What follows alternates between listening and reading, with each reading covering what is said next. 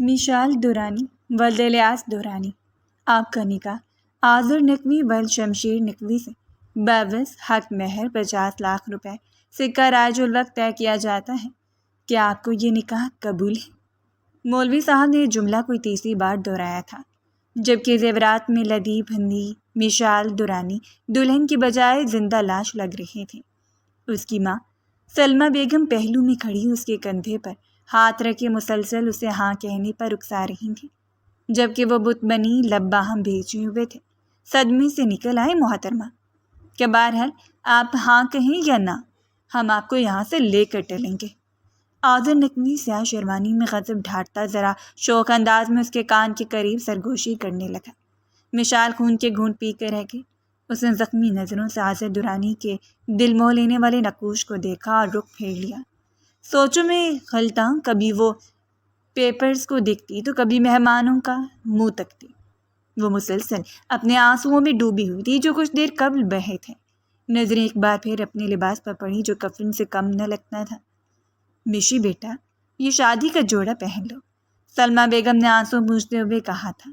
Please ماما، یہ ظلم نہ کریں، مجھے یہ نکاح نہیں کرنا۔ مشال نے ماں کے آگے ہاتھ جوڑے تھے، یہی مہندی بھرے ہاتھ جن سے اب وہ پیپر سائن کرنے تھے۔ 6 ماہ پہلے اسی گھر کے بڑے بیٹے شاذ مشال کا نکاح ہوا تھا اور 2 ماہ پہلے ہی اس کے منقول نے باہر جاتے ہوئے طلاق نامہ بھجوا دیا تھا، جبکہ آج اسی کے چھوٹے بھائی آذر نقوی سے اس کا نکاح کیا جا رہا تھا۔ قبول ہے، کامتے لہجے میں وہ ماں کے مجبور کرنے پہ نکاح کر چکی تھی۔ لرزتے ہاتھوں سے پیپر سائن کر کے اس نے اپنے جملے حقوق و فرائض آذر کے نام کر دیے۔ سلمہ بیگم خوش تھی کہ چلو بیٹی کا گھر بس گیا تھا، لیکن بیٹی ان سے ناراض ہو گئی تھی کیونکہ اس نے نکاح سے قبل ان کی بہت منتیں کی تھیں کہ اسے آذر سے شادی نہیں کرنی، مگر انہوں نے اس کی ایک نہیں سنی تھی اور اس رشتے میں باندھ کر ہی دم لیا تھا۔ آذر نے نکاح نامی کو ستائشی نظروں سے دیکھا کہ بالآخر کئی مہینوں کی محنت رنگ لائی تھی اور اس نے مشال درانی کو حاصل کر لیا تھا۔ اس کے برعکس مشال درانی کی آنکھیں سرخ ہو رہی تھیں۔ وہ اتنا رو چکی تھی کہ اب رخصتی کے وقت ایک بھی آنسو نہیں نکلا تھا۔ اندر جیسے تمام خواہشات مر چکی تھیں۔ اس نے ایک افسردہ نظر اپنوں پر ڈالی اور آذر نقوی کے ہمراہ رخصت ہو گئی۔ آذر تمہارے خوشی کے پھولے نہیں سما رہا تھا، ایک ایک لمحہ اسے مشال کے قریب کر رہا تھا، اس لیے جب وہ کمرے میں آیا تو اپنی دلہن پر صدقے واری ہو گیا۔ اس سے مشال درانی سے شدید محبت تھی اور یہی وجہ تھی کہ آج اس نے نکاح کے 2 بول پڑھوا کر اسے اپنے نام لکھوا لیا تھا۔ کمرے میں تازہ گلاب کی پتیوں کی مہک پھیلی تھی اور ایسے میں سجی سنوری مشال درانی اپنی تمام تر حشر سامانیوں کے ساتھ اسے دعوت عشق دے رہی تھی۔ وہ دھیرے سے چلتا ہوا آیا اور بیڈ پر گرنے والے انداز میں بیٹھا۔ ویلکم مسز آذر درانی، دلہی کی جانب سے آپ کو سلام عرض کیا جاتا ہے۔ اس نے رخ موڑ کر کنپٹی تلے بند مٹھی ٹکاری، اس کا انداز ملاحظہ کرتی مشال نے اسے اسپاٹ نظروں سے دیکھا۔ وہ پہلی بار اسے غور سے دیکھ رہی تھی۔ ماتھے پر جل سے سٹ کیے بال، کشادہ پیشانی، جگہ جگہ کرتی آنکھیں، مغرور لمبی ناک اور خوبصورت ہونٹ جنہیں خشخشی کرتی داڑھی اور مونچھوں نے گھیر رکھا تھا۔ سرخ و سفید رنگت میں وہ شخص مردانہ وجاہت کا شاہکار تھا۔ مشال کا دل یک بارگی دھڑکا اور وہ پلکیں جھکا کے، کوئی جواب تو دے مسز، کم سے کم مجھے یہ تو محسوس نہ ہو کہ میری دلہن روبوٹ ہے۔ وہ شرارتاً گڑا ہوا۔ وعلیکم السلام، اسے دھیمی آواز میں جواب دیا۔ اب آذر سے ناراضی بنتی بھی نہیں تھی، جو کچھ تھا اس کی ماں نے کیا تھا یا شاذر نے کیا تھا، آذر کا کیا قصور؟ اتنا ٹھنڈا جواب، کم سے کم ایک مسکراہٹ تو ساتھ لگا دے، اس نے بیچارگی سے کہا تو نہ چاہتے ہوئے مشال کے لب مسکاتے۔ آہ، سیدھی دل میں پیوست ہوئی ہے۔ اس نے فوراً دل کے مقام پر ہاتھ رکھا تو مشال کے ہونٹ سمٹ گئے۔ کافی اچھی اوور ایکٹنگ کرتے ہیں، اس نے داد دی۔ اوور ایکٹنگ کہاں، اتنی قیمتی چیز ملی ہے، ایک غریب کو کچھ تو ری ایکشن بنتا ہے۔ وہ برا مناتے بولا۔ اوہ غریب، کافی کھاتے پیتے غریب ہیں آپ، طنز اچھا تھا۔ وہ مسکراتی، یار ابھی سے بیویوں والے طنز شروع کر دیے تم نے، اس نے شکوہ کیا۔ میں صرف آپ کو جواب دے رہی ہوں، گونگی بہری تو نہیں ہوں جو چپ چاپ بیٹھی رہوں گی۔ اس کی پیشانی پہ بل ہے۔ اچھا نہیں، ابھی وہ مولوی صاحب کے سامنے تم بول نہیں رہی تھی تو مجھے لگا شاید۔ اس نے جملہ ادھورا چھوڑا تو مشال کو تاوا ہے، اس نے فوراً ایک دھپ لگانا چاہی، لیکن آذر پھرتی سے کروٹ بدل گیا اور اس کا ہاتھ بیڈ پر جا لگا۔ وہ فوراً سے بستر اٹھ کر اس کا ہاتھ تھام گیا۔ اتنے خوبصورت ہاتھوں پر ایسا ظلم! اور اس کی ہتھیلی پر اپنے لب رکھے تو وہ نروس ہوتی اپنا ہاتھ کھینچنے لگی، لیکن آذر نے مضبوطی سے تھام لیا۔ تمہیں کیا لگا تم انکار کرو گی تو میں تم سے دستبردار ہو جاؤں گا؟ امپاسبل! اتنی مشکل سے تو تمہیں شاذ بھائی سے آزادی دلوائی تھی میں نے، پھر اب کیسے راستہ بدل لیتا؟ وہ اس کا ہاتھ تھامے قریب آیا اور پھر پیچھے سے اس کے گلے میں باہیں ڈال کر اس کے کانوں میں سرگوشی کی۔ مشال کا روما روما سماعت بنا تھا اور اس نے انکشاف پر وہ بھگ سے اٹھی۔ کیا مطلب؟ وہ اڑی رنگت کے ساتھ سر گھما کر اسے دیکھنے لگی۔ آذر نقوی کے ہونٹوں پر دلکش مسکراہٹ ابھری۔ مطلب یہ کہ مسز، وہ تصویریں میں نے ہی آپ کو بھیجی تھیں اور شاذر بھائی سے یہ کہہ دیا تھا کہ تم ایک غریب لڑکی ہو، بس پھر پتہ نہیں کیوں تم ان سے ملنے نہیں آئی اور انہوں نے بھی طلاق کے پیپرز بنوا لیے۔ وہ معصوم شیطان ہی تو سارے فساد کی جڑ تھا۔ مشال سن رہ گئی۔ یعنی آذر نقوی نے جان بوجھ کر ان کا رشتہ تروایا تھا کیونکہ وہ خود مشال کو پانا چاہتا تھا۔ آذر، آپ نے مجھے چیٹ کیا؟ اس کی آواز کسی کھائی سے آتی محسوس ہوئی۔ Everything is fair in love and war, محبت پاش لہجے میں کہتا اس کی گردن پر جا بجا ہونٹ رکھنے لگا۔ دور رہیں مجھ سے، آپ دھوکے باز ہیں۔ اس نے کوہنی مار کر اسے دور کرنا چاہا مگر وہ اس پر غالب آ چکا تھا۔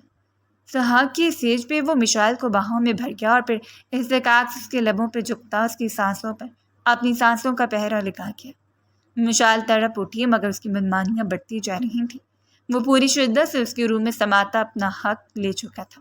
وہ تکلیف سے دوہری اٹھتی مزاحمت نہیں کر پائے، تاہم جس پہر آذر نقوی نے اپنے جذبات پر بند باندھا اور اپنی محبوب بیوی کی گود میں سر رکھ کر سو گیا تو اسی پل مشال نے طے کیا کہ وہ آذر سے اس چیز کا بدلہ ضرور لے گی۔ وہ اسے تگنی کا ناچ نچا کر دن میں تارے دکھائے گی۔ اس نے اپنے آپ سے وعدہ کیا تھا اور لبوں پر زہرخند مسکراہٹ سجاتے ہوئے اس کے بالوں میں انگلیاں چلانے لگی تھی۔ رات دھیرے دھیرے سرکتی رہی اور اس کے دل میں نفرت جڑ پکڑ گئی۔ اب وہ آذر نقوی کا جینا حرام کرنے والی تھی۔ صبح کے 8 بج چکے تھے لیکن آذر ابھی تک نہیں جاگا تھا۔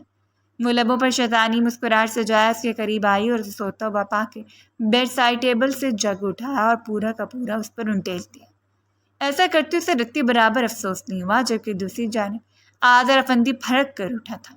نیند میں یوں معلوم ہوا جیسے سیلاب آ گیا ہو۔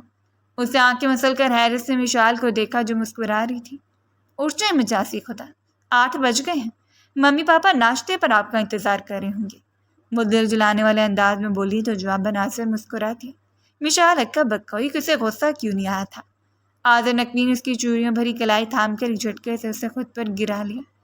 صبح خیر زندگی، جگانے کا شکریہ، مگر میں ناشتہ اتنی جلدی نہیں کرتا اور اتوار والے دن تو ویسے 12 بجے اٹھتا ہوں۔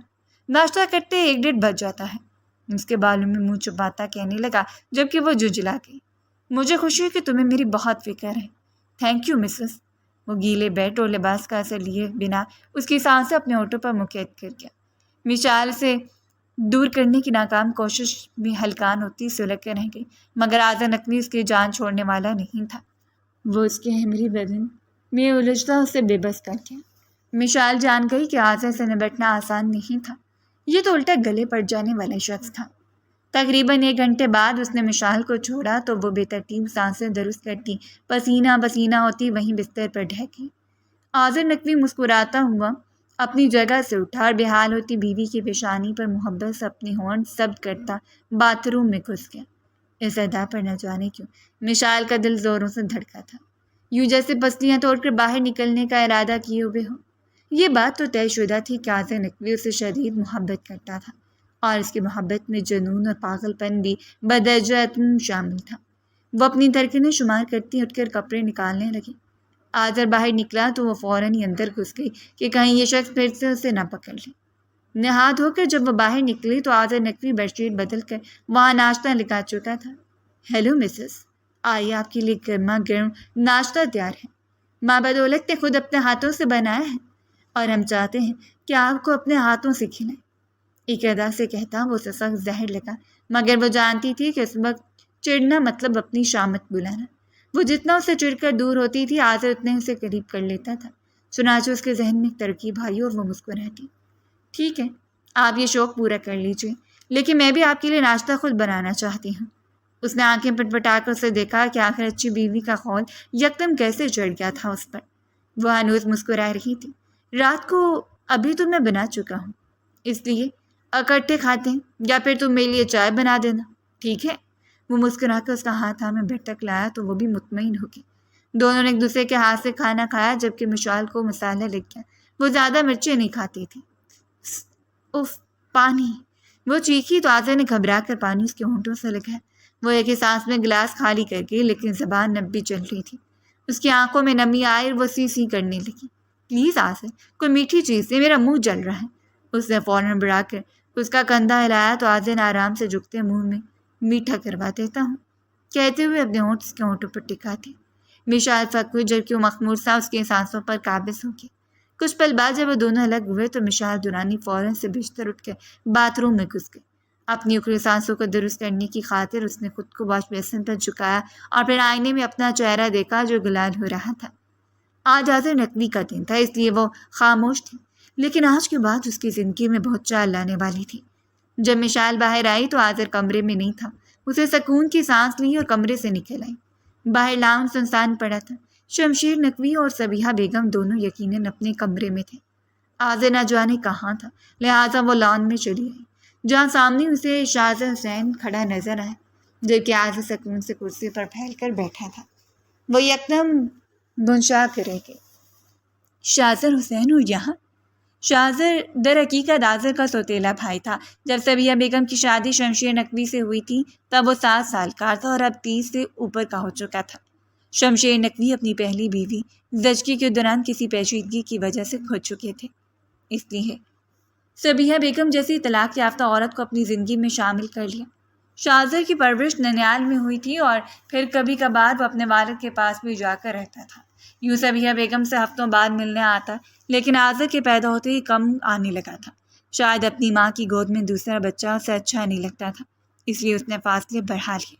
مہینوں بعد وہ صبیحہ بیگم سے ملتا، جبکہ زیادہ تر اپنے باپ کے پاس چلا جاتا تھا۔ حسین صاحب متوسط گھرانے سے تعلق رکھتے تھے، اس لیے بہت زیادہ امیر نہیں تھے۔ اس کے برعکس شمشیر نقوی کے ہاں دولت کی ریل پیل تھی۔ اپنے باپ کے رنگ میں رنگتا شازر غلط رستے پر چلنے لگا تھا۔ دولت کی ہوس اور حسن کے نشے نے اسے بگاڑ دیا تھا۔ وہ پیسہ کمانے کے لیے 2 نمبر کام کرتا اور شارٹ کٹ طریقے سے روپوں کی ڈھیر لگا دیتا۔ حالانکہ صبیحہ بیگم بھی اسے وقتاً فوقتاً چیک دیتی رہتی تھی، مگر اس کے حرص کا پیالہ بھرنے میں نہیں آتا تھا۔ 1 سال پہلے اس نے باپ کے کہنے پر اپنی چچا زاد کزن سے شادی کی تھی اور اس کی ایک بیٹی بھی تھی۔ چونکہ شادی محبت کی تھی، اس لیے اس نے خفیہ رکھا اور صبیحہ بیگم کو مطلق خبر نہ ہونے دی۔ اس کی نظر شمشیر نقوی کی بھانجی پر تھی، جو خوبصورت ہونے کے ساتھ ساتھ کافی امیر بھی تھی۔ وہ چاہتا تھا کہ کسی طرح اسے پھنسا کر شادی کر لے، لیکن شومِ قسمت کے ایک روز صبیحہ بیگم نے اسے بتایا کہ وہ نکاح شدہ تھے۔ شازر کا سارا موڈ اس پل خراب ہو گیا تھا۔ وہ راتوں رات امیر ہونے کے لیے کسی شہزادی کو بہلا کر اس کا تخت حاصل کرنا چاہتا تھا، اور پھر اس کی محنت رنگ لے آئی، کیونکہ اسے مشال مل گئی تھی۔ مشال دورانی جو اپنے والدین کی اکلوتی بیٹی تھی اور باپ کے مرنے کے بعد اس کا پورا بزنس خود سنبھال رہی تھی۔ بلا کی ذہین اور بلا کی پراعتماد لڑکی۔ وہ پہلی نظر میں اسے پسند کرتا، نکاح کا پیغام بھجوا چکا تھا۔ صبیحہ بیگم اس کا رشتہ لے کر گئیں تو اعتراض نہ بٹتا کیا، اور سلمیٰ بیگم نے تھوڑی بہت تسلی کے بعد نکاح کر دیا۔ اس کے نکاح والے دن جب آزر نقوی نے مشال دورانی کو دیکھا تو اس ناٹوں میں گر گیا۔ مشال دورانی اس کی محبت کی اور پچھلے کئی عرصے سے وہ اسے ڈھونڈ رہا تھا۔ میٹنگ کے سلسلے میں وہ ایک ہوٹل گیا تھا جہاں مشال دورانی بزنس سوٹ میں کہہ ڈھاتی وہاں ایک لڑکے کے بینڈ بجا رہی تھی، جس نے اس کے دوست کو دھوکہ دیا تھا۔ محض بات ہی نہیں سنائی بلکہ اسے 2-4 مکے بھی مار گئی تھی۔ آزر نقوی اس پر فریفتہ ہوتا اس کی زلفوں کا اسیر ہو گیا تھا، اور یہ بات وہ اسے کہنا چاہتا تھا، لیکن وہ چلی گئی تھی۔ وہ اس تک پہنچ نہیں پایا تھا کیونکہ ہوٹل سے نکلتے ہی وہ کار میں بیٹھتی وہاں سے نکل گئی، اور آج اس کے سامنے آئی بھی تھی تو اس کے بھائی کی منکوحہ بن کر۔ وہ اندر سے کٹ کر رہ گیا تھا۔ پوری رات اسے نیند نہیں آئی تھی۔ وہ شازر کو خوش قسمت ترین شخص سمجھتا تھا جس نے ایک ہی لمحے میں سب کچھ پا لیا تھا۔ اس واقعے کے بعد اسے شازر میں غیر معمولی دلچسپی ہونے لگی تھی، اور یہ وہ وقت تھا جب اسے شازر کے اونچے ہتھ کنڈوں کے بارے میں علم ہوا، اس کے 2 نمبر کام اور پیسہ کمانے کی خالص ذرائع۔ آزر نقوی نے اس کی کھوج شروع کر دی، اور جب اسے شازر کی بیوی اور بیٹی کے بارے میں پتہ چلا تو وہ ششدر رہ گیا۔ اتنا بڑا دھوکہ! کم سے کم اپنی محبت ایک ایسے شخص کو دان نہیں کر سکتا تھا جو پہلے سے ہی کسی کو حق کی زوجیت دے چکا ہو؟ اسے تو بھائی سمجھ کر قربانی دیتی، لیکن وہ تو بھیڑیا نکلا تھا۔ اور اسی طرح تھوڑی بہت تحقیق سے بھیانک سے سامنے آیا کہ شاہزادے نے محض دولت کی خاطر یہ کھیل رچایا تھا۔ تبھی آذر نقوی نے بازی کا پانسا پلٹ کر رکھ دیا اور اس کھیل کی دوسری چال چلنے لگا۔ اس نے شاہزاد اور اس کی فیملی کی تصویریں نکلوا کر مشال دورانی کو بھیج دی، جنہیں دیکھتی وہ جہاں کی تہاں رہ گئی۔ اسے یقین نہیں ہوا تو فون کر کے شاہزاد سے پوچھا، لیکن اس وقت اس کا فون آذر کے پاس تھا۔ آذر نے بڑی مہارت سے فون کاٹ کر میسج کیا کہ ابھی مصروف ہوں، اگر ملنا ہے تو اسی سائٹ پر آ جاؤ۔ مشال دورانی جب سی سائٹ پر پہنچی تو شاہزاد حسین اپنی بیوی اور بیٹی سمیت وہاں سے رخصت ہو رہا تھا۔ اس نے اسے جاتے ہوئے دیکھا تھا، صرف چند لمحوں کا کھیل تھا اور مشال کے دل میں اس کی عزت اور احترام کا تاج محل زمین بوس ہو چکا تھا۔ محبت تو خیر وہ اس سے کرتی بھی نہیں تھی، اور اب عزت کرنا بھی بس میں نہیں رہا تھا۔ آذر نے شاہزاد کا موبائل چرا کر ایک دو میسیج کرنے کے بعد چیٹ ڈیلیٹ کی اور موبائل واپس کی گاڑی میں رکھ دیا تاکہ شک نہ ہو سکے۔ علاوہ ازیں اس نے پراپرٹی کے نقلی پیپرز بنوا کر مشال دورانی کی جعلی سائن لگوانے کے بعد شاہزاد حسین کو بھیج دیا اور اس کی طرف سے خط لکھا جس میں کہا کہ شادی کے بعد وہ اس کے ساتھ ایک عام لڑکیوں والی زندگی گزارنا چاہتی ہے، کیونکہ اسے گاؤں اور وہاں کے سادے لوگوں سے بے حد محبت ہے۔ اسے اپنی ساری دولت ایک ٹرسٹ کے یتیم بچوں کو خیرات کرتی ہے، اس لیے وہ شادی کے بعد کوئی بزنس نہیں کرے گی اور ایک عام گھریلو عورت کی مانندے زندگی گزارے گی۔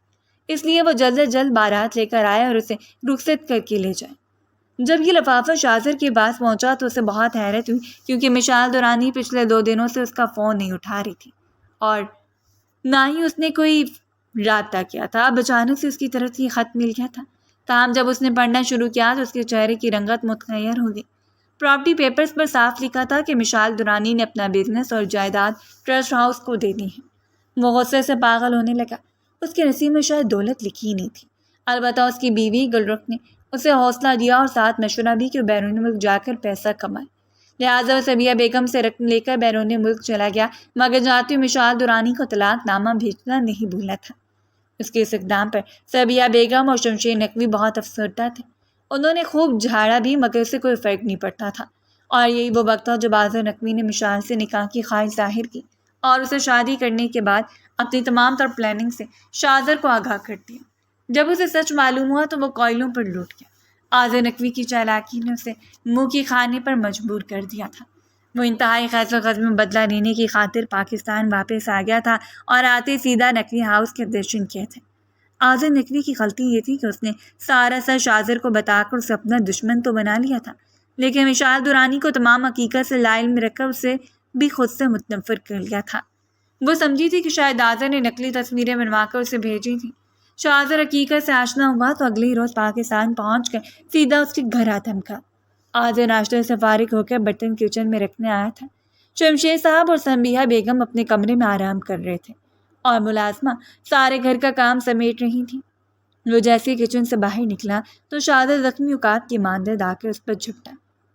کیا بگاڑا تھا میں نے تمہارا جو تم نے میرے ساتھ یہ سب کیا؟ اس کا گریبان پکڑ کر وہ خرایا۔ کل رات ہی اسے آذر نے فون کر کے بتایا کہ اس کی شادی مشال دورانی سے ہوئی تھی اور مشال نے اپنی دولت کسی ٹرسٹ ہاؤس کو نہیں دی تھی۔ وہ آدمی بزنس وومن تھی۔ آپ شادی شدہ ہونے کے باوجود مشال سے شادی کرنا چاہتے تھے، اس کی دولت ہتھیا کر اسے چھوڑ دینا چاہتے تھے۔ اس لیے یہ سب کرنا پڑا مجھے۔ میں مشال سے محبت کرتا ہوں اور اسے کسی غلط ہاتھ میں جانے نہیں دے سکتا تھا، اس لیے یہ سب کیا۔ وہ بڑے مزے سے اپنا گریبان چھڑوا کر تیز قدموں سے چلتا لان میں آیا اور کرسی پر بیٹھ گیا۔ شاہزاد نے چربار نگاہوں سے اس کا مسکراتا چہرہ دیکھا۔ اس کا بس نہیں چلتا تھا کہ آذر کی تکہ بوٹی کر دیتا جس نے عین وقت پر اس کا پلان چوپٹ کیا تھا۔ اور تم نے مشال کو کیا بتایا تھا میرے بارے میں؟ وہ تو میرا فون بھی نہیں اٹھاتی تھی۔ اس نے کنپٹی کی رگیں سہلائیں۔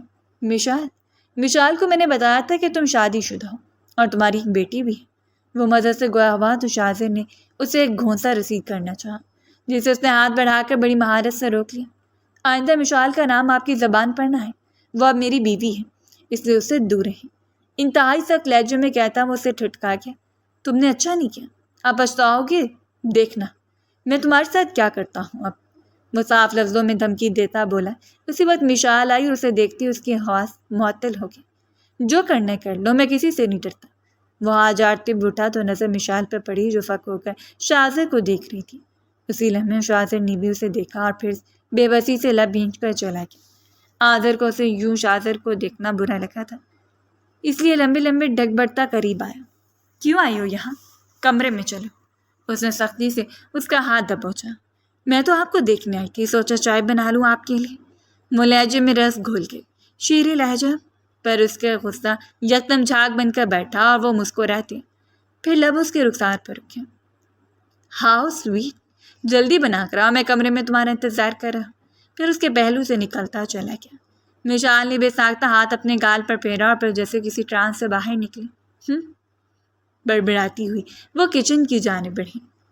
چائے میں دودھ کم اور نمک زیادہ تھا۔ جب اس نے سپ لیا تو کھانس کھانس کر پسلیوں میں درد اٹھنے لگا۔ مشال مسکرا اٹھی۔ کیسی ہے؟ آنکھوں میں چمک اور ہونٹوں پر وہی زہرخند مسکراہٹ۔ بہت اعلیٰ۔ وہ دا دیتا ساری کی ساری چائے حلق میں ڈل گیا۔ اس کے ساتھ وہ سینڈوچ بھی لائی تھی جس میں ڈبل روٹی کی سلائس اور 10-12 مرچوں کے علاوہ کچھ نہیں تھا۔ وہ بڑے سکون سے چائے کا کپ رکھ کر سینڈوچ کے بائٹ لینے لگا۔ اسے دیکھا مشال کے کانوں سے دھوئیں نکل گئے، مگر آذر نقوی آرام سے سینڈوچ ختم کر کے کافی سخت جان اور ڈھیٹ تھا یہ شخص۔ وہ اکا بکا سی اسے دیکھتی رہی۔ وہ میٹھا ہوا یا نہیں؟ وہ جیسے بدلہ لے رہی تھی۔ طنز اچھا تھا، ہاں ہونے والا ہے۔ وہ فوراً سے کمر سے تھام کے قریب کرتے بولا، جو کہ مشال اس کی افتاد پر سٹپٹا کے اس کے لبوں پر اپنے ہونٹوں کا تسلط جما کر اس نے زبردستی منہ میٹھا کر لیا تھا۔ آج واقعی مشال کے لیے بیکار دن تھا جب مسلسل اسے ہی دھول چٹائی جا رہی تھی، یعنی آذر نقوی اس کی سوچ سے زیادہ تیز تھا۔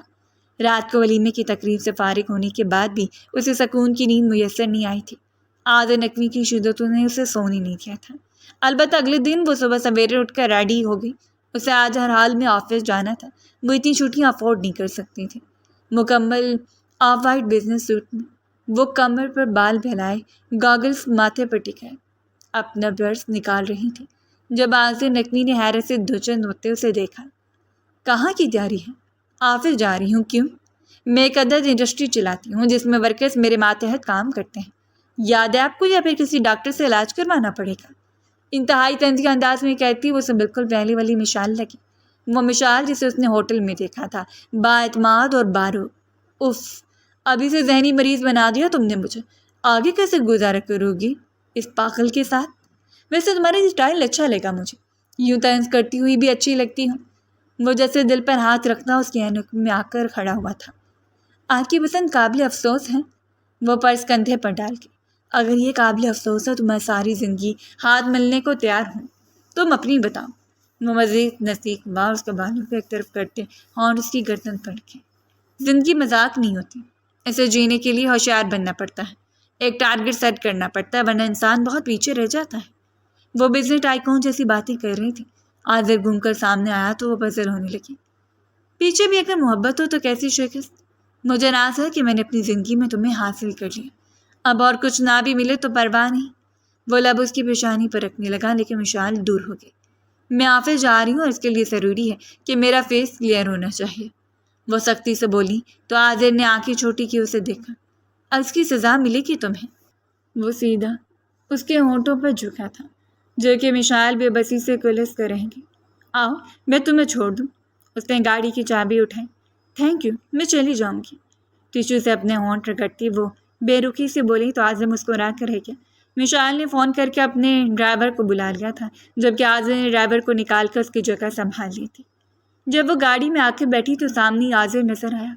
یا اللہ، شبیر کہاں ہے؟ وہ چلائی۔ اسے تو میں نے نکال دیا میڈم جی۔ آذر نے آنکھ دبائی۔ استغفر اللہ، لگتا ہے میری شادی نہیں ہوئی بلکہ کسی نے موت کا فرشتہ میرے ساتھ مقرر کر دیا ہے، جو نہ جان لیتا ہے نہ چھوڑتا ہے۔ وہ جیسے چیخ اٹھی تھی، آذر کا کہکا نکل گیا۔ باتیں بڑی دل فریب کرتی ہو تم، یوں ہی فدا نہیں ہوں آذر نقوی تم پر۔ وہ گاڑی آگے بڑھاتے ہوئے بولا۔ آپ کو کوئی اور کام نہیں ہے؟ وہ جھنجھلائی۔ نہیں، میں صرف تمہارے کام کیا کروں گا، اور آپ ہوتے کون ایسا تک مجھے ڈسٹرب کرنے والے؟ اس کے تیور بدلے ہوئے تھے۔ خوش قسمتی سے تمہارا شوہر، وہ بیک وے مررز کے لال ببو کا چہرے پر سیٹ کرتے ہوئے بولا۔ ویسے یہ سوٹ پہنتے ہی تمہارے اندر کوئی اور روح آ گئی ہے۔ نہیں، وہ ہلکا سا رخ موڑ گیا۔ ہاں، اور یہ روح آپ جیسے انسانوں کے دماغ ٹھکانے لگانا بھی جانتی۔ وہ ہنسا۔ اور پھر یکدم بریک لگا دیا۔ یہ پیچھے بیٹھ کے کچھ زیادہ نہیں بول رہی تم؟ آگے آؤ ذرا، میں بھی دیکھوں کیسے تم میرا دماغ ٹھکانے لگاتی ہو۔ اس کے بعد پر مشال کا دل سکڑ گیا۔ در حقیقت شاہزر حسین کی بے وفائی کے بعد سے وہ کافی کمزور ہو گئی تھی۔ اب آذر نقوی کی دیوانگی سے ویسے اسے خوف آتا تھا، بھلا وہ دھان پان سے لڑکی اس لمبے چوڑے مرد کے آگے کہاں ٹھہر سکتی تھی۔ مشال، آگے آؤ۔ عجب ضدی اور سخت انداز تھا کہ وہ یکدم ہی دروازہ کھول کر فرنٹ سیٹ پر آ بیٹھی۔ ہاں اب کہو، کیا کہہ رہی تھی تم؟ وہ اسٹیئرنگ پر ہاتھ رکھے اور رخ موڑ کر اسے دیکھنے لگا۔ مجھے آفس سے دیر ہو رہی ہے، میں اس کی آنکھوں میں آنکھیں ڈال کر گیا ہوں، لیکن میں چاہتا ہوں یہ لمحہ یہیں ٹھہر جائے، میں تمہیں دیکھوں اور دیکھتا ہی رہ جاؤں۔ مشال کا دل ایک بار کی دھڑکا، وہ اس قدر محبت پر جیسے کنفیوژن کا شکار ہونے لگی، ہتھیلیاں بھیگ گئیں۔ میں آنکھیں کھولوں تو یوں ہی میرے سامنے بیٹھی اور آنکھیں بند کروں تو صرف تمہارا چہرہ دکھائی دے۔ میں سوچتا تھا کہ تمہیں نکاح کے بعد آفس نہیں جانے دوں گا، لیکن سچ تو یہ ہے کہ میں تمہیں روک نہیں سکتا کسی بھی چیز سے۔ تم اپنی مرضی میں آزاد ہو مشال، بس ایک وعدہ کرو کہ ہمیشہ میری ہو کر رہو گی، کیونکہ میں سب کچھ سہ سکتا ہوں سوائے تمہاری جدائی کے۔ وہ اس کا ہاتھ تھامے جیسے کسی اور جزیرے میں پہنچ گیا تھا، جہاں محبتوں کے گرد اب مشال کو اپنے گھیرے میں لے چکے تھے۔ وہ اس کے لفظوں کی فضو میں گھیرے حق دک بیٹھی تھی۔ کیا کوئی کسی کو اتنا چاہ سکتا ہے؟ کیا کبھی کوئی کسی سے اتنی محبت کر سکتا ہے؟ وہ پہلو میں دھک دھک تماشے سے بے نیاز اس طلسم گھر کی آواز کے سحر میں ڈوبی تھی۔ مشال، وہ مسکرایا، تراخ تراخ تراخ، یکایک 3 گولیاں اس کے بدن کے مختلف حصوں کے آر پار ہو گئیں۔ مشال کے سر پر ذات و آسمان آ گرے۔ وہ دھک سے آنکھیں پھاڑے آذر نقوی کی شرٹ دیکھنے لگی جو خون میں لت پت ہو گئی تھی۔ آذر، اس کے لبوں سے چیخ نکلی۔ آذر کا بدن شدت تکلیف سے ڈھیلا پڑ گیا تھا۔ اس کے ہاتھ سے مشال کا ہاتھ چھوٹنے لگا، لیکن مشال نے اسے مضبوطی سے تھام لیا۔ آذر آنکھیں کھولیں۔ اسے جھنجھوڑ کر اسے آنکھیں کھولنے کو کہا جو بند ہوتی جا رہی تھیں اور ان سے آنسو مسلسل بہہ رہے تھے۔ وہ کوئی موٹر سائیکل سوار تھا جس نے اندھا دھند فائرنگ کی اور پھر وہاں سے نکل گیا۔ آج آذر نقوی اپنی بیوی کا ڈرائیور بنا تھا اور اسے یہ نوکری مہنگی پڑ گئی تھی۔ لوگ جمع ہو گئے، گاڑیاں، ہارن، دھواں، شور، سب کہیں پاتال میں اتر گیا اور مشال درانی کے وجود میں سناٹے اتر گئے۔ ریسکیو کی ٹیم آذر نقوی کو فوراً اسپتال لے گئی، جبکہ مشال نے سلمیٰ بیگم کو فون کر کے فوری آنے کو کہا۔ نقوی ہاؤس میں سب کی دوڑیں لگ گئیں۔ صبیحہ بیگم اور شمشیر نقوی بھی ہسپتال پہنچ گئے، جہاں آذر کی حالت کافی سیریس بتائی جا رہی تھی۔ مشال کا بہت برا حال تھا۔ وہ مسلسل دعائیں کرتی رو رہی تھی جب سلمیٰ بیگم نے اسے سارا سچ بتا دیا، اور صبیحہ بیگم کی آنکھیں پھٹی کی پھٹی رہ گئیں۔ آذر نقوی نے جب مشال سے شادی کی خواہش ظاہر کی تو سلمیٰ بیگم کو اس پر یقین نہ آیا۔ وہ سوچ میں پڑ گئیں کہ یقیناً اب بابا آذر بھی شاہزر کی طرح اس کی بیٹی کو بدنام کرنا چاہتا ہے، لیکن تب انہیں اعتبار دلانے کی خاطر آذر نے انہیں ساری حقیقت بتا دی تھی، اس لیے انہوں نے مطمئن ہو کر مشال کا نکاح اس سے کر دیا تھا۔ صبیحہ بیگم تو مان ہی نہیں پا رہی تھی کہ یہ شاہزر کا کیا دھرا تھا، لیکن سلمیٰ بیگم کو 100% یقین تھا، کیونکہ آذر ان کے سامنے اس کا بھیانک چہرہ بے نقاب کر چکا تھا۔ تب بھی مشال کو یاد آیا کہ کل صبح شاہزر وہاں آیا تھا اور آذر سے کچھ کہہ رہا تھا۔ اسے دونوں کی باتیں تو نہیں سنی تھی، مگر اتنا ضرور پتا تھا کہ شاہزر غصے میں تھا اور وہ آذر کو ڈانٹ بھی رہا تھا۔ تو کیا وہ اس سے اس لیے خفا تھا کہ اس نے مشال کو چنا تھا؟ تو کیا واقعی شاہزر شادی شدہ تھا اور اسے محض دولت دانے کی خاطر استعمال کر رہا تھا؟ اس کا دماغ پھٹنے لگا۔ صبیحہ بیگم دل کر ہاتھ رکھے بیٹھی تھی۔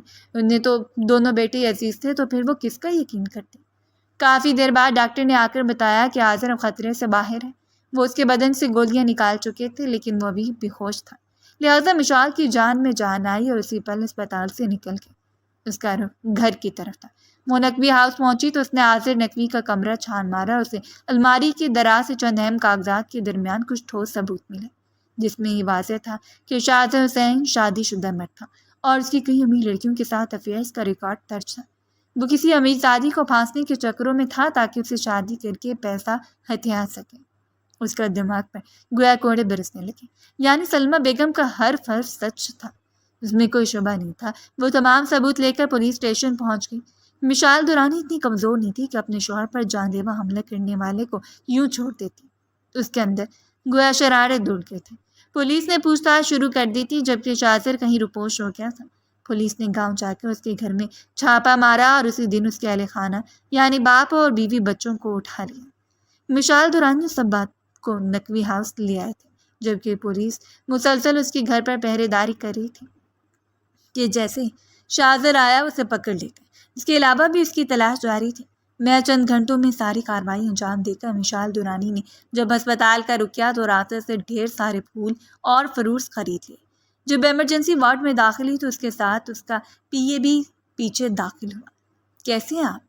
بندے سوٹ میں وہ موم کی گڑیا اس پر بجلیاں گراتی پہلو میں آ کر بیٹھی تو اس نے شکوہ کناہ نظروں سے اسے دیکھا۔ بڑی جلدی یاد آ گیا شوہر؟ اسے لگا تھا کہ شاید وہ آفس گئی تھی اور وہیں سے واپس آ رہی تھی، یعنی اس کے لیے عادل نقوی کچھ نہیں تھا۔ وہ کیوں اس کی فکر میں کھلتی؟ سلمہ بیگم اور صبیحہ بیگم ایک دوسرے کو دیکھتے کمرے سے باہر نکل آئے کہ میاں بیوی کو پرائیویسی دی جا سکے۔ اصل میں مصروف تھی اس لیے دیر ہو گئی۔ وہ اپنے پی اے کی موجودگی میں تمام جذبات پر بند باندھے ہوئے تھی، جیسے عاذر نے اس کی بے رخی اور بے حسی سمجھا۔ جانتا ہوں، بہت مصروف رہتی ہو تم۔ کافی بڑی انڈسٹری ہے جسے تم اکیلی ہینڈل کر رہی ہو، تھک جاتی ہوگی کافی۔ طنزیہ لہجہ محسوس ہوا تو لب بھینچ گئی۔ اسے 3 گھنٹے پہلے ہوش آیا تھا اور تب سے اب تک وہ اسے دروازے سے ٹکائے ہوئے تھا۔ مشال نے آنے میں بہت دیر کر دی تھی۔ تم چلے جو حفیظ، مجھے ضرورت ہوگی تو بلا لوں گی۔ اس نے ہلکا سا منہ موڑ کر اپنے پی اے سے کہا تو وہ جی میڈم کہہ کر واپس ہو گیا۔ گیٹ ویل سون، وہ اس کا ہاتھ تھام کر بولی، جبکہ عاذر میں اتنی ہمت نہیں تھی کہ کھینچ کر اسے اپنے پہلو میں گرا لیتا، اس لیے چپ چاپ اسے دیکھے گیا۔ وہ بہت فاصلے پر رہ کر بات کر رہی تھی۔ اس کے انداز میں بے چینی تو بالکل نہیں تھی، چہرہ سپاٹ تھا، جذبات منجمد۔ کچھ کھا لیں آپ، اس نے فروٹس نکالے۔ مجھے بھوک نہیں ہے۔ وہ پل کے مون گیا، نہ جانے کہ اسے اپنی بیوی سے توقع نہیں تھی، حالانکہ مشال درانی سے یہ امید ہونی چاہیے تھی۔ مشال درانی نے شاذر کا نمبر نکلوا کر اسے دھمکی بھرے کالز کیے تھے، اس کی بیوی اور بیٹی کا جان سنوار دینے کا کہا تھا، لیکن اس پر کھلا کہ شاذر تو انتہائی نیچ اور گھٹیا انسان تھا، جسے اپنی بیوی اور بیٹی کی جان بھی اپنی جان سے زیادہ عزیز نہ تھی۔ وہ نہ جانے کس بل میں چھپ کر بیٹھا تھا کہ اس کا فون بھی بند ہو گیا تھا اور لوکیشن ٹریس نہیں ہو پا رہی تھی۔ مشال درانی کی اپنی فرم کے کچھ جاننے والے لوگ بھی اس کی تلاش میں سرگرداں تھے اور بہت جلد اس کا سراغ ملنے والا تھا۔ وہ اپنے شوہر کے پاس آئی جو اس سے ناراض تھا اور اب تو بات بھی نہیں کر رہا تھا۔ عاذر نقوی کچھ نہیں کھا رہا تھا، مسلسل بھوکا تھا اور مشال کو اس کی فکر ہونے لگی تھی۔ ایک سیب ہی کھا لیں، یوں بھوکا رہنے سے تو کمزوری بڑھے گی۔ وہ سیب کی کاچ اٹھا کر اس کے منہ کے قریب لائی تو عاذر نقوی نے ایک بائٹ لی اور پھر منہ پھیر لیا۔ مجھ سے نہیں کھایا جا رہا۔ بھوکتا آیا تو مشال نے ڈاکٹر سے مشورہ کیا، پھر ڈاکٹر نے چائے کے ساتھ بسکٹ دینے کو کہا۔ تم کہاں اس وقت چائے لینے جاؤ گی؟ اسے باہر لپکتے دیکھ کر عاذر نقوی نے روکا۔ مل جائے گی باہر سے، اور میں کوئی چھوٹی بچی نہیں ہوں جو چائے نہ لا سکوں۔ اسے برا لگا۔ صبیحہ بیگم اور سلمہ بیگم کو اس نے گھر واپس بھیج دیا تھا۔ ابھی کچھ دیر پہلے شمشیر نقوی بھی رخصت ہو گئے تھے، البتہ ان کے چند گارڈز یہاں موجود تھے کیونکہ عاذر کی جان کو اب بھی خطرہ تھا۔ حملہ آور کا کیا بھروسہ کہ ہسپتال میں ہی گھسا تھا، اتنی بڑی بھی نہیں ہوئی کہ اس وقت باہر نکلو، اس لیے واپس آ، میں یہیں سیب کھا لوں گا۔ وہ نہ روٹے پن سے بولا تو ناچار اسے واپس آنا پڑا۔ اسے اپنا موبائل اٹھایا اور چند ایک میسیجز چھوڑے اور پھر سیدھی ہو بیٹھی کیونکہ عاذر اٹھنے کی کوشش کر رہا تھا۔ شاید اسے سائڈ ٹیبل سے پانی کا گلاس چاہیے تھا۔ مشال نے پھرتی سے اٹھ کر پانی کا گلاس اس کے لبوں سے لگایا۔ اس کا ایک ہاتھ عاذر کے سر کی پشت پر تھا۔ عاذر نے سرد آنکھوں سے اسے دیکھا اور پھر 2 گھونٹ پی کر لیٹ گیا۔ سو جاؤ تم، صبح آفس جانا ہوگا تمہیں، وہ سنجیدگی سے کہتا اس کے دل کو کئی ٹکڑوں میں تقسیم کر گیا۔ اس کی باتوں سے لگ رہا تھا کہ وہ شدید ہرٹ ہوا تھا اور محض دیر سے آنے پر اس سے خفا ہو گیا تھا۔ خود مشال کو بھی اس بات کا اندازہ تھا۔ میڈم، آپ کی چائے، اس کا پیے نیند بھری خماری سے جمائی روکتا بولا تو مشال نے مسکرا کر تھینک یو کہا اور اس کا یوں مسکرانا جلتی پر تیل کا کام کر گیا۔ عاذر نقوی کے تن بدن میں آگ لگ گئی۔ مجھے چائے نہیں پینی، خود پی لو، وہ غصے سے گیا ہوا۔ یہ کیا بچپنا ہے؟ آپ بسکٹ کھائیں گے تو ہی تو دوا دوں گی نا آپ کو، وہ نرم لہجے میں بولی۔ دوا بھی نہیں لینی، وہ روٹھا ہوا بچہ لگ رہا تھا۔ پھر تو یہیں بستر پر لیٹے رہیں گے آپ؟ اچھا ہے نا، تمہاری تو جان چھوٹی رہے گی، ہر وقت موت کا فرشتہ ساتھ نہیں رہے گا، اپنی مرضی سے ہر کام کر سکو گی۔ وہ کھڑا، کہاں؟ ابھی جان کہاں چھوٹی ہے میری، مسلسل آپ کی تیمارداری میں لگی ہوں۔ اس نے مسکراہٹ چھپائی اور وسعت چھو کیا۔ کوئی ضرورت نہیں ہے کل سے آنے کی، میں اپنا خیال خود رکھ سکتا ہوں اور کام کے لیے یہاں گارڈز موجود ہیں، تم تکلیف اٹھانے کی زحمت مت کرو۔ وہ چڑ سا گیا جبکہ مشال نے اس کی دوائیاں اٹھائیں۔ چلیں اب تو میں یہاں ہوں، کل سے نہیں آؤں گی، ابھی بسکٹ کھا کر ٹیبلٹ لے لیں ورنہ آنٹی کہیں گی کہ میں نے آپ کا خیال ٹھیک سے نہیں رکھا۔ یعنی اسے اب بھی اپنی ریپوٹیشن اور امیج کی پڑی تھی کہ صبیہ بیگم اس کے بارے میں کیا سوچیں گی۔ بیمار شوہر کا نہ کوئی خیال تھا نہ لحاظ، وہ چپ چاپ بسکٹ کھا کر دوائی لیتا سو گیا، جبکہ مشال دورانی فکر مندی سے اپنے شوہر کو دیکھتی رہی جو اپنی باتوں سے اس کی دھڑکنیں بڑھا دیتا تھا۔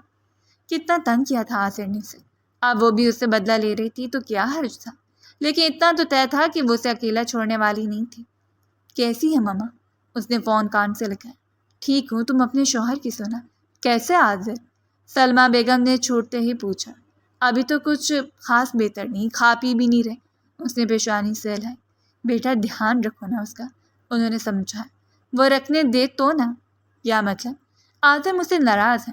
اس نے ایک نظر اس کے چہرے پر ڈالی جو سوتے بہت معصوم لگ رہا تھا۔ رنگت زرد ہو رہی تھی مگر نقوش اپنی تمام تر جاذبیت کے ساتھ قہر برسا رہے تھے۔ کیوں؟ انہیں شنبہ ہوا۔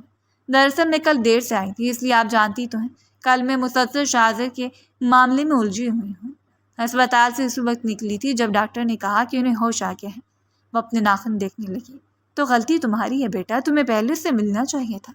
تو آپ کو کیا لگتا ہے اسے ملنے کے بعد میں یہاں سے گھر جا سکتی تھی؟ میں تو جب سے اسے اس حالت میں دیکھا ہے مجھے اپنا ہوش بھول گیا ہے، مسلسل اس کی وجہ سے پریشان ہوں۔ دوسری طرف شاہزر آزاد گھوم رہا ہے اور مجھ سے یہ برداشت نہیں ہو رہا۔ اس کا بس نہیں چلتا تھا کہ شاہزر کو پاتال سے ڈھونڈ کر گھولیوں سے بھون ڈالتی۔ پولیس کیا کہتی ہیں؟ وہ کہتے ہیں مل جائے گا۔ وہ گہری سانس بھر کر بولی۔ بس پھر اچھی امید رکھو، انشاءاللہ جلدی پکڑا جائے گا، انہوں نے تسلی دی۔ مما مجھے جلد جلد سلاخوں کے پیچھے چاہیے، میں نے اپنے شوہر پر قاتلانہ حملے کرنے والے کو پھانسی کے پھندے پر دیکھنا چاہتی ہوں۔ وہ چبا چبا کر بولی تو سلمہ بیگم آسودہ ہوگی۔ ایسا ہی ہوگا میری جان، بس تم آصر کا خیال رکھو، بہت کمزور لگ رہا تھا بچہ۔ اس نے محبت پاش نظروں سے آصر کو دیکھا۔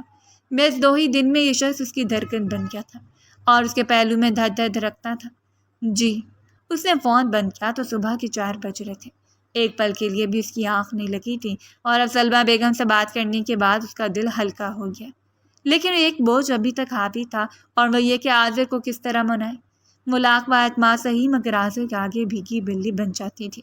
ایک بزنس ٹائکون لڑکی 6 فٹ مرد کے سامنے خود کو بے بس پاتی تھی۔ آصر نقوی اس کی پوری ہستی پر چھایا ہوا تھا۔ اس شخص کے پاس جاتی ہتھیلیاں بھیگنے لگتی تھیں۔ رات لمحہ بلمحہ پھسلتی رہی اور وہ سوئی ہوئے آصر کے بالوں میں انگلیاں چلاتی تو کبھی اس کا ہاتھ پکڑ لیتی۔ اسے فکر تھی اور بے حد تھی۔ اگلی صبح آصر کافی فریش دکھائی دے رہا تھا۔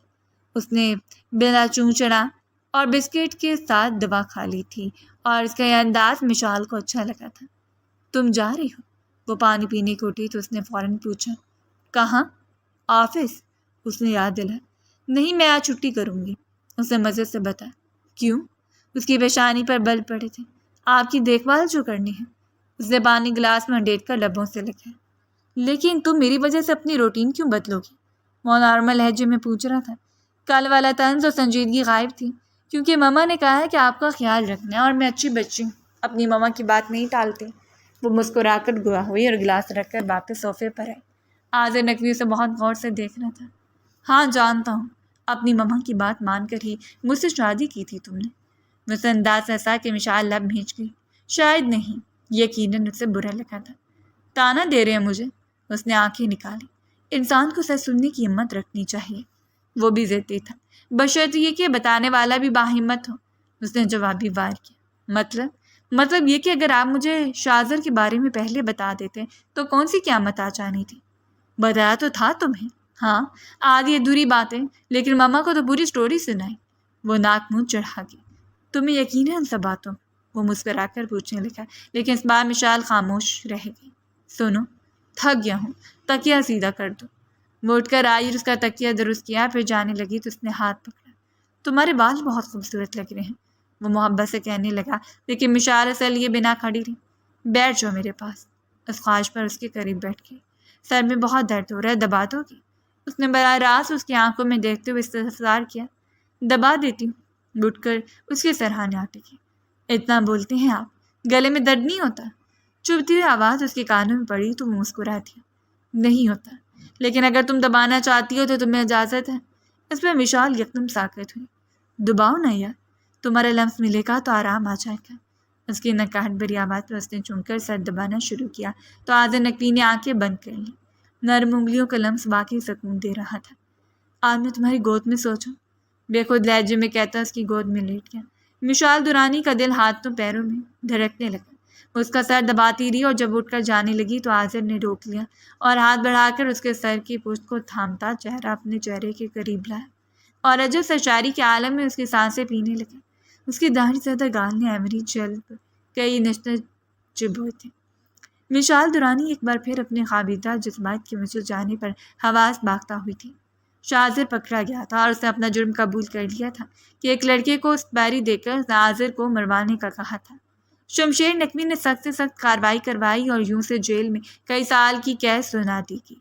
کیس جیت جانے پر اسے بہت خوشی محسوس ہوئی تھی اور سب سے بڑی خوشی تو عاذر نقوی کے گھر آنے کی تھی۔ وہ ابھی ٹھیک سے اپنے پیروں پر چل نہیں سکتا تھا، مکمل بیڈ ریسٹ پر تھا، لیکن مشال آسودہ تھی۔ اسے یقین تھا کہ عاذر بہت جلد اپنے قدموں پر کھڑا ہوگا۔ صبیحہ بیگم بیٹے کی جدائی پر بےحد افسردہ تھیں اور ایسے میں انہیں مشال نے سنبھالا تھا۔ شمشیر نقوی نے بھی انہیں ڈانٹا تھا کہ وہ اپنے بیٹے کا اصلی رنگ پہچان نہیں پائی تھی۔ خود انہیں یقین نہیں ہوتا تھا کہ انہیں اس قدر دھوکہ دے سکتا تھا۔ مشال نے انہیں اس گلٹ سے نکالا تھا اور ان کے آنسو پونچھے تھے۔ برے کام کا نتیجہ برا ہی ہوتا ہے کہ مستاق مشال نے شاذر کی بیوی اور بیٹی کے سسر سمیت گاؤں واپس بھیج دیا تھا۔ اسے اچھی خاصی رقم بھی دے دی تھی تاکہ یہ لوگ دوبارہ اپنی خوشیاں خریدنے کے لیے کسی کا سکھ نہ چین سکیں۔ حسین صاحب نے بھی سب سے معافی مانگ لی تھی کہ ان کی تربیت نے شاذر کو کیا سے کیا بنا دیا تھا۔ البتہ صبیحہ بیگم ان کی شکل دیکھنے کی بھی روادار نہیں تھی کہ ساری زندگی اس آدمی نے برائی کے سوا کیا ہی کیا تھا۔ انہیں بھی ماضی میں بلا وجہ طلاق دی تھی۔ تاہم حسین صاحب بشرمان تھے، انہوں نے واقعی تمام رشتوں کے ساتھ زیادتی کی تھی۔ وہ کسی کے ساتھ وفادار نہیں تھی، صرف بیٹے کے بلبوتے پر کرتے تھے جس وقت اپنے گناہوں کے سبب جیل میں پڑا تھا۔ زندگی نے ان سب کا احتساب کیا تھا اور انہیں کڑی سزا دی تھی۔ آج بہت دیر سے بعد بارش آئی تھی۔ مشال درانی نے سینڈوچ اور پکوڑوں کے ساتھ پاستا بھی بنا لیا تھا۔ وہ ٹرے میں سب چیزیں نکال کر کمرے میں آئی لیکن وہاں موجود نہیں تھا۔ آج پورے 17 دن بعد وہ بنا سہارے کے خود چل کر لان تک آیا تھا۔ مشال نے سارا گھر دیکھ لیا تھا لیکن وہ کہیں نہیں تھا۔ آخر کہاں جا سکتا تھا؟ وہ یوں ہی لان میں آئی تو وہ برآمدے کی سیڑھیوں میں کھڑا پلر سے ٹیک لگائے بارش برستی دیکھ رہا تھا۔ آپ یہاں کیا کر رہے ہیں؟ اس نے باز پرس کی۔ بارش کے قطرے گن رہا ہوں، آؤ تم بھی گنو۔ یہ شخص بڑے ہی بھونڈے مذاق کرتا تھا۔ آپ کے دماغ میں واقعی کوئی پیش ڈیل ہے یا شادی کے بعد کمپنی کی وارنٹی ختم ہو گئی ہے؟ مشال نے دونوں بازو سینے پر باندھتے اسے گھورا۔ وارنٹی تو تمہیں دیکھتے ہی ختم ہو گئی تھی، اب صرف دعاؤں کے سہارے چل رہا ہوں۔ عاذر نے سنجیدگی سے سر ہلایا۔ کوئی ضرورت نہیں ہے ابھی چلنے پھرنے کی، چپ چاپ کمرے میں چلے اور کھانا کھا لیں۔ وہ اس کے قریب آئی۔ بہت ظالم بیوی ہو یار تم، اپنی مرضی سے سانس بھی نہیں لینے دیتی مجھے، اس نے شکوہ کی۔ اچھا آپ تو جیسے مجھے میری مرضی سے رہنے دیتے ہیں نا۔ طنز کی سارے ایڈیشن لانچ ہو گئے ہوں تو مجھے ذرا وہاں تک لے جاؤ، میں تھوڑی دیر بارش میں بھیگنا چاہتا ہوں۔ اسے آسمان کی جانب دیکھتے ہوئے کہا۔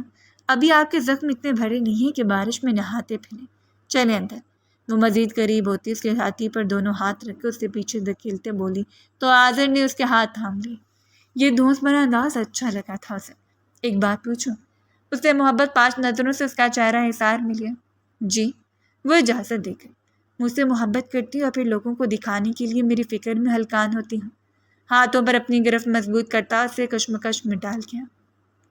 آف کورس، لوگوں کو دکھانے کے لیے سب کرتی ہوں، ورنہ مجھے کیا پڑی ہے کسی کی اتنی فکر کرنے کی۔ وہ صاف مکر گئی۔ میں اس رات جاگ رہا تھا، میں نے تمہاری ساری باتیں سن لی تھیں جو تم نے سلمہ آنٹی سے کہی تھی۔ اس نے سور پھونکا تو مشال سن رہ گئی۔ تمہیں میری پرواہ تھی، جس طرح شاذر کے کیس میں تم نے کیا اس طرح تو کوئی بھی اپنا ہو تو وہی کرتا ہے، اس لیے پوچھ رہا ہوں کہ محبت کرتی ہو نا مجھ سے؟ مجھ ایسے بہت خوش تھا۔ آپ مجھ سے محبت کرتے ہیں اتنا کافی ہے، میرے دل میں کیا اس کی فکر مت کریں۔ وہ یکدم ہی پیچھے ہونے لگی۔ عاذر نقوی نے اسے خود سے لگا کر بازو اس کی کمر میں حمائل کر لی۔ آج فرار نہیں ہونے دوں گا مسز مشال عاذر نقوی، آج تمہیں اقرار کرنا ہوگا۔ وہ ضد پر اڑ گیا۔ میں ایک شادی شدہ لڑکی ہوں اور شادی شدہ لڑکی اپنے شوہر کے بغیر ادھوری ہوتے ہیں۔ مجھے بھی آپ نے مکمل کیا۔ صبح آپ کو رپورٹ دکھائی تھی، آئی ایم ایکسپیکٹڈ۔ اور کیا چاہتے ہیں آپ؟ وہ نگاہیں چکائے ہوئے تھی۔ منہ میٹھا نہیں کروایا تم نے؟ وہ خفا تھا اور مشال جانتی تھی اس بات کا مطلب کیا تھا۔ وہ یکدم جھنیک سی تھی۔ عاذر، اس نے منع کرنا چاہا۔ نہیں، آج نہیں، آج پہل تمہیں کرنا ہوگی مشال۔ ہم لڑتے ہیں، ایک دوسرے کو باتیں سناتے ہیں، حساب برابر ہو جاتا ہے، مگر ایسا کیوں کہ محبت صرف میں ہی جتاتا ہوں؟ تم صرف میرا خیال رکھتی ہو، میری فکر کرتی ہو، کبھی خود سے مجھ سے محبت کیوں نہیں کرتی؟ اس عجیب سے سوال پر مشعل نے نظریں اٹھا کر اس کا وجیح چہرہ تکا۔ آج عاذر نقوی سنجیدہ تھا، اسے خوف سا ہوا کہ کہیں یہ شخص مجھ سے روٹ نہ جائے۔ ہاں، اس نے کبھی نہیں کہا تھا، مگر یہی سچ تھا کہ اسے صرف عاذر سے محبت تھی۔ جب شہادت اس کا نکاح ہوا تھا تب اس کے دل میں ایسے جذبات پیدا نہیں ہوئے تھے جیسے عاذر کو دیکھ کر ہوتے تھے۔ وہ اس کا شوہر تھا اور مسلسل کافی دنوں سے اسے اپنی محبت کی بارش میں بھگو رہا تھا، مگر آج وہ اسے اقرار کروانا چاہتا تھا۔ اگر میں مر جاتا تو تمہیں، وہ نہ جانے کیا کہنے والا تھا کہ مشعل نے فوراً اس کے لبوں پر اپنے لب رکھ دیے۔ میری محبت کیوں نہیں دکھتی عاذر؟ صرف محبت آپ کو نہیں، مجھے بھی ہوئی ہے۔ میں آپ کے بغیر ساحل پر بکھری ریت کی مانند ہوں، مجھے صرف آپ سے محبت ہے، صرف آپ سے۔ وہ پھٹتے جذبات سے اس کے گلے لگے۔ عاذر نے اس کے گرد بادلوں کا گھیرا تنگ کر لیا۔ وہ کافی دیر سے حالت میں رہی اور پھر سے جدا ہوئی تو عاذر نے آنکھوں سے پھر سے وہی خواہش کی۔ مشعل نے کچھ پل جھجک کر پھر ہونٹ خود بخود اس کے لبوں سے لگا دیے۔ دونوں ایک دوسرے کی سانسیں پی رہے تھے، مگر پیاسی کی بٹی اجاری تھی۔ باہر بارش برس رہی تھی اور وہ دونوں ایک دوسرے کی محبت میں بھیگ رہے تھے۔